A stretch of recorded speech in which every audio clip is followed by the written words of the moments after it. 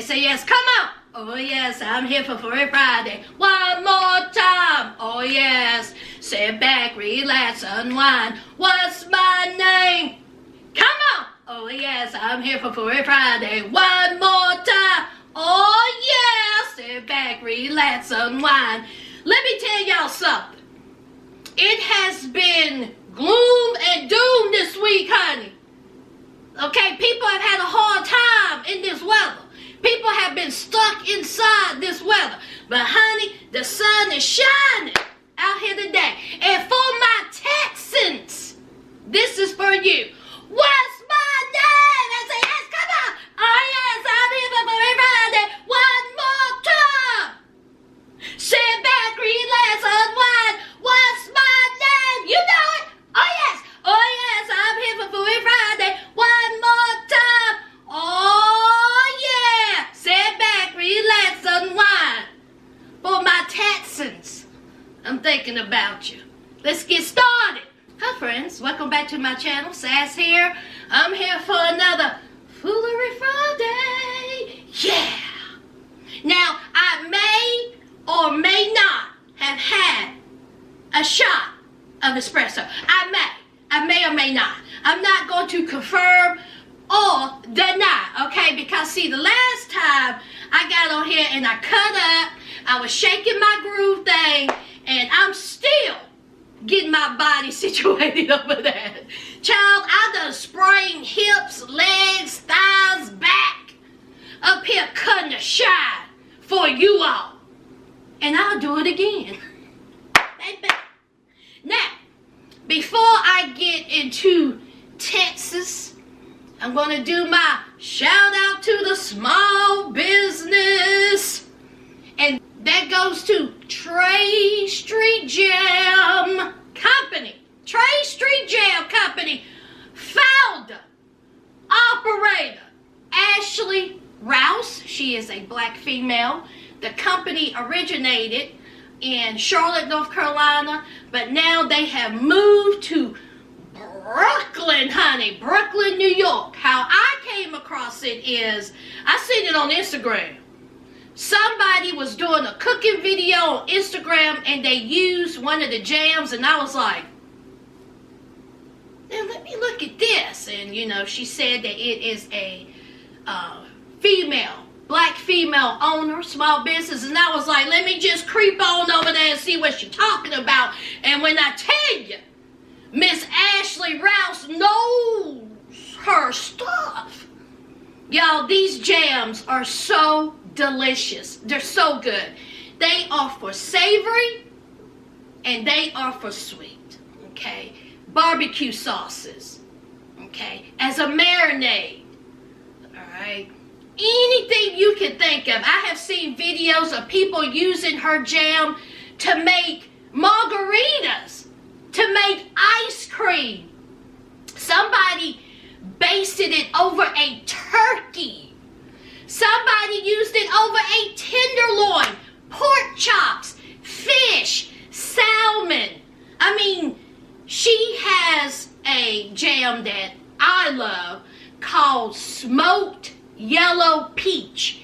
I consider that a savory jam. Honey, I baked me some chicken. I went ahead and put some of that peach jam on top of it, and when I tell y'all,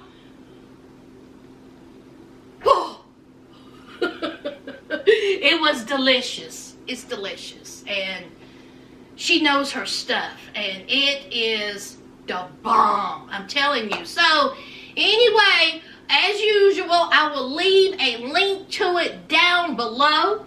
I will also put it on my YouTube community wall and on my Instagram stories. Also, Yo Sparkles, okay? Sweet thing, Yo Sparkles. She inboxed me and she is giving my subscribers 15% off checkout using code Foolery. This will be available until March 15th. Y'all better jump on over there and use this discount code called Foolery, honey. I don't get anything. Again, y'all, this is not sponsored, okay? Yolanda's just doing this to be sweet. Honey, I'm going to use that code, child. Foolery, y'all. So y'all march on over there, get y'all some jam and some jewelry, okay? Again, links will be in the description box. Now, let's get into it. Let's talk about Texas. Man, oh man. You all went through it, huh? Y'all ain't used to this kind of weather. Well, speaking for someone who is used to it, I'm telling you, when there is ice, I don't care if you are a northerner, midwesterner, this part of the South, ice is something that you just can't deal with. It's almost impossible. Snow, you can deal with snow. Ice, that's just a different beast altogether. And we've seen both in Texas, and it just completely shut Texas down. People were not prepared because people are not used to this type of weather, especially, in Texas, in that part of the South, Texas, Louisiana, Mississippi, Alabama. I mean, they're just not used to it. So they were not prepared on what Mother Nature came and brought, honey. Mother Nature is pissed off. Just not prepared. And I was shocked by how the houses or apartment complexes just completely just caved in, I know that, some people were saying that, houses are built differently in Texas than, other parts of the United States. They're just not built for this type of weather. And, their pipes burst and, their ceilings leakage and ceilings was caving in. I seen a picture of a roof that completely caved in. I have never seen anything like that before in my life. And I was like, oh my God. I have never seen a roof cave in due to, snow or ice. And I was just shocked by that. And it was just water pouring in. But, again, I was told that houses was just not built to hold this type of, weather. And of course, people were without power for days. They may still be. Some people still may be without power. No water. People were in their car. They would go inside their car, inside their garage, and run their car, which means carbon monoxide, which means, death. It's absolutely awful and sad. And I was just looking at those pictures and I was like, oh my, oh my goodness. So Texas was hit. They were hit, bad. And I think for me, I kind of, take it for granted, and in parts of, the United States where, you live in the North, you live in the Midwest, you live in this part of the South, you're kind of used to it, you know what to do. You are prepared. You got things, situated. I mean, you look at people in Chicago, this past snowstorm they had, honey, they are slipping and sliding. They on sleds going through the streets. So this is something not new to them, and they get feet of snow. I mean feet, like, 5, 6, 7 feet of snow. Chicago, Pennsylvania, New York, up there, they are getting, mounds of snow. So they are definitely used to this type of weather. And where I live, we're definitely used to it. We, majority, I'm not going to say majority, but many of the people that live around here, they have wood stoves. They have gas. They have generators. So they, a little bit more prepared than the people, in Texas. People in Texas, they may not know how to use a generator. They don't have no wood stoves, so it just hit them hard, and it just shut down. You know, cities in Texas shut down, and the government and the people who's supposed to be looking after this catastrophe completely bailed on them. All right. The governor is blaming the utility company. The utility company is blaming everybody else. Utility company is like, listen, we don't know how to weatherize anything. We never had to. We're in Texas. Why would we need to weatherize, anything? We weren't prepared. And so the governor is shifting blame. The, power company is shifting blame. And then there's y'all Senator Ted Cruz, honey. Honey, he just left. I'll get to him in a minute, that SOB. But let's talk about the mayor of Texas. Y'all's mayor. Oh, Lord, let me read what your mayor said. Now, this is what the mayor of a West Texas town, Colorado City, Tim Boyd, okay? He was the mayor, but see, he done resigned. Basically, he wrote on Facebook saying, suck it up, buttercup. You freezing, your kids freezing, oh well. Try to do something. Rub two sticks together. That's what you do. Go out there and put your face in the snow. That's what you do. Go ahead and eat some snow. You ain't got no food. Go ahead and eat some snow. That's what you do. We Texans, we strong. We can survive. That's what basically he said. But I'm going to read, what he says. He says no one owes you and your family anything. Nor is it the local government's responsibility to support you during trying times like this. It is definitely what the government's supposed to be doing. This is why you are an elected official. You are there to help and support the people that elected you, Tim Boyd. I bet you and your family wasn't out there eating snow. I bet you and your family wasn't out there rubbing two sticks together. I bet you and your family wasn't out there in that expensive garage, sitting in your car, dying. You weren't doing all that, Tim Boyd. You out here keyboard warrior up on putting something on Facebook. Go to hell. That's what you do.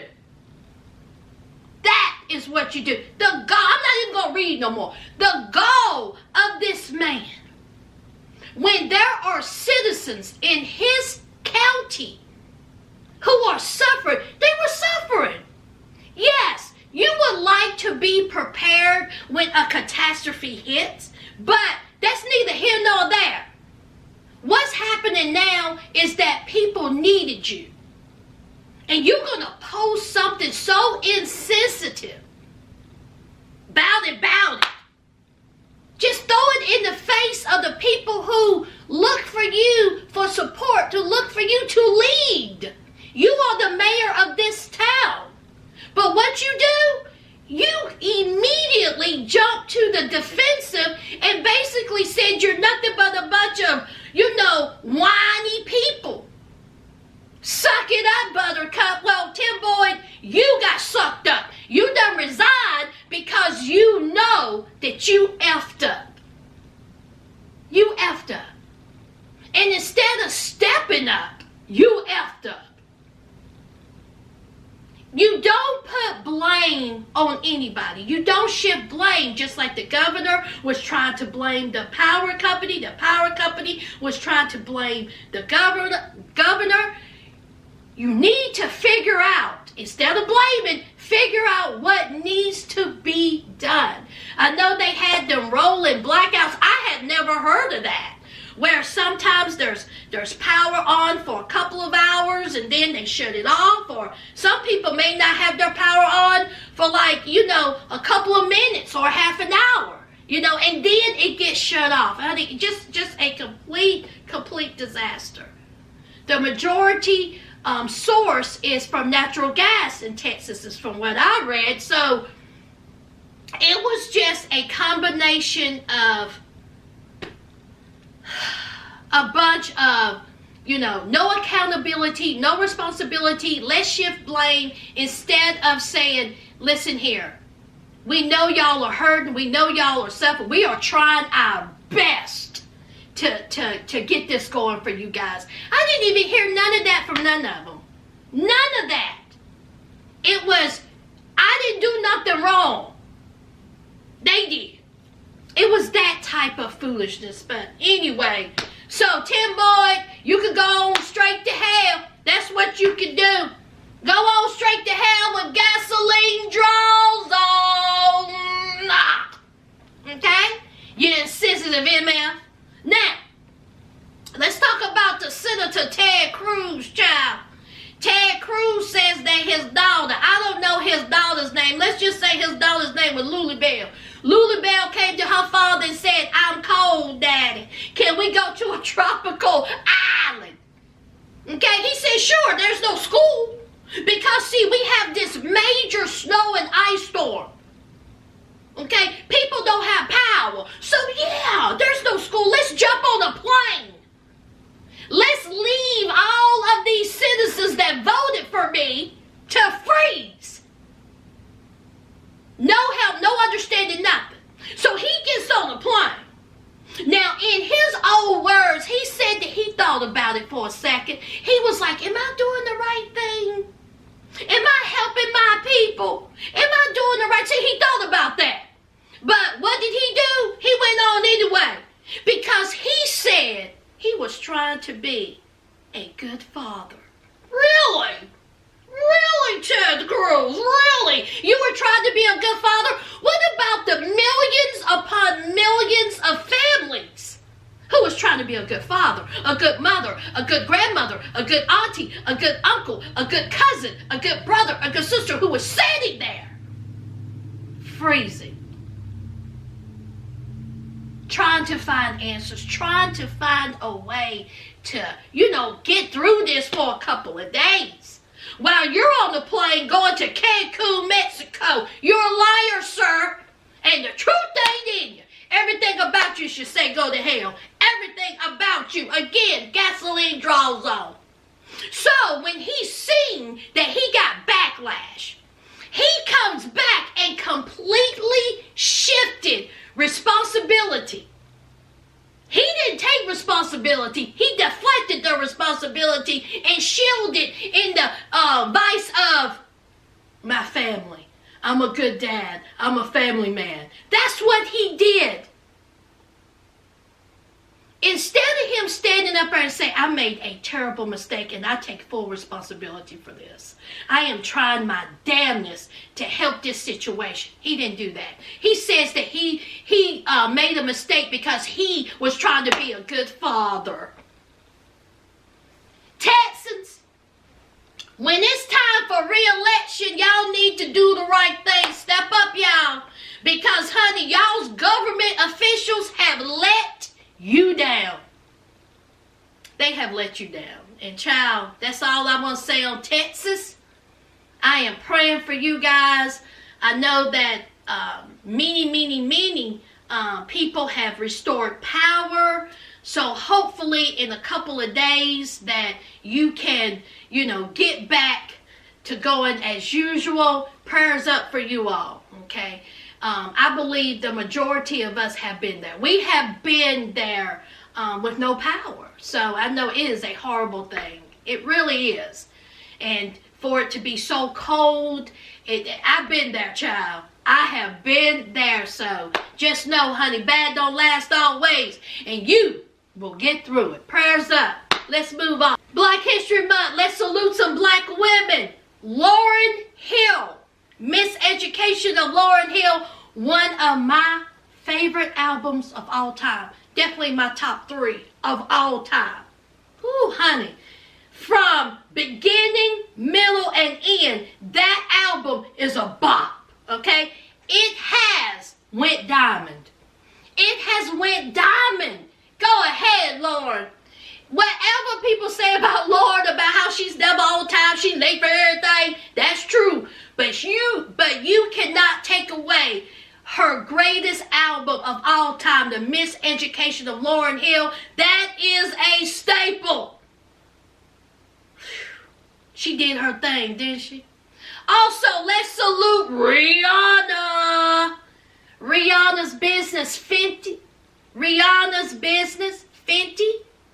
Honey, they said it is worth $1 billion. Rihanna said, screw music. Rihanna said, under my umbrella. That's a day of the past, honey. We talking about Fenty.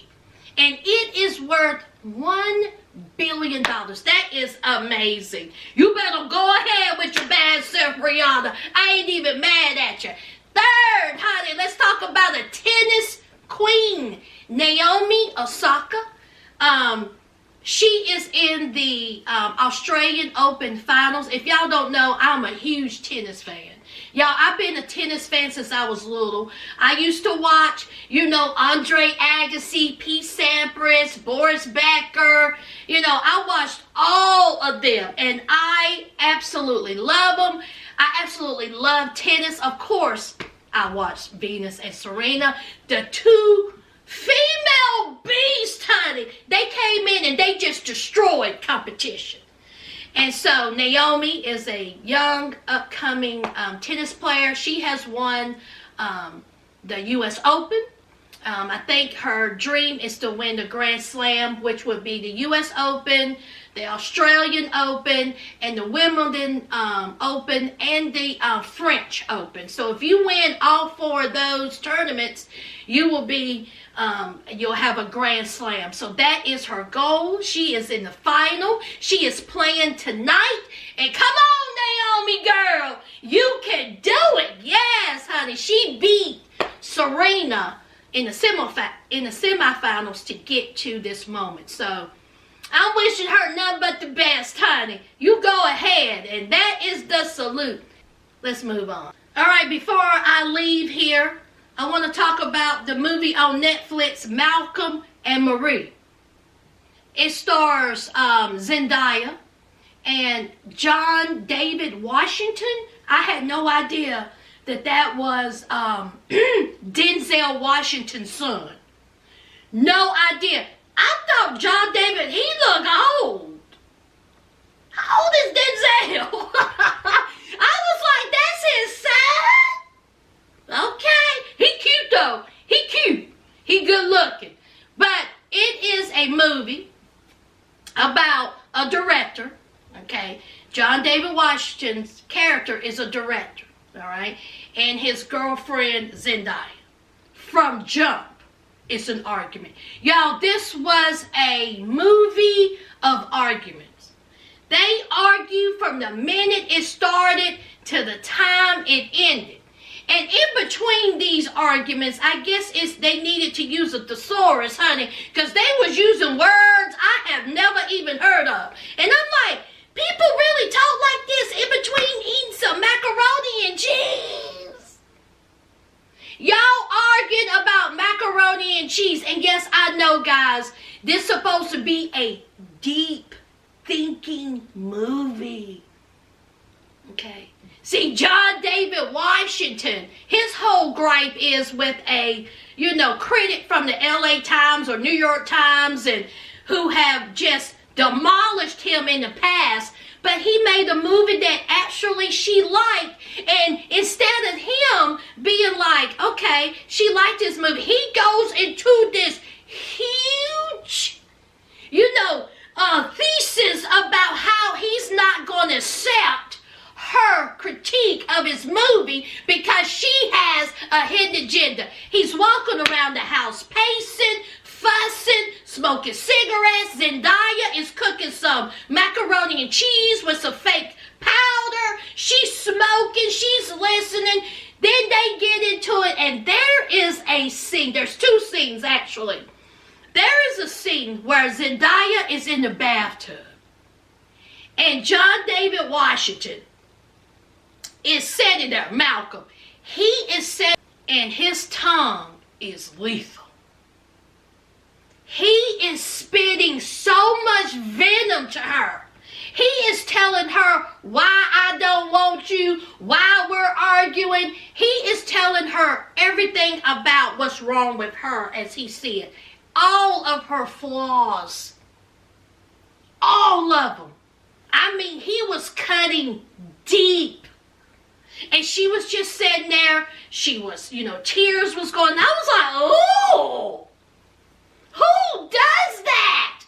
And then there was a scene where, they had got into a huge argument, because that's all they did. They got into a huge argument, and he was sitting there eating that macaroni and cheese very aggressively. I mean, he's like stabbing the macaroni and cheese, and he's pissed. Somebody in one of the reviews I was looking at, in the comment section, wrote a whole essay about why he was eating the macaroni and cheese that way. Whoever wrote that, we can never be friends. I mean, y'all, when I tell you she was talking about, because he's a black man and, he's supposed to be animalistic, we can never be friends. Oh, my God. I was reading that and I was like, ooh, girl. Honey, just say, he was mad and he was trying to get back at her. Just stick at her. Every chance he get to peel off a piece of her skin, a piece of her esteem, a piece of her, wanting him to love her, he snatched that off. He wanted that girl to hurt.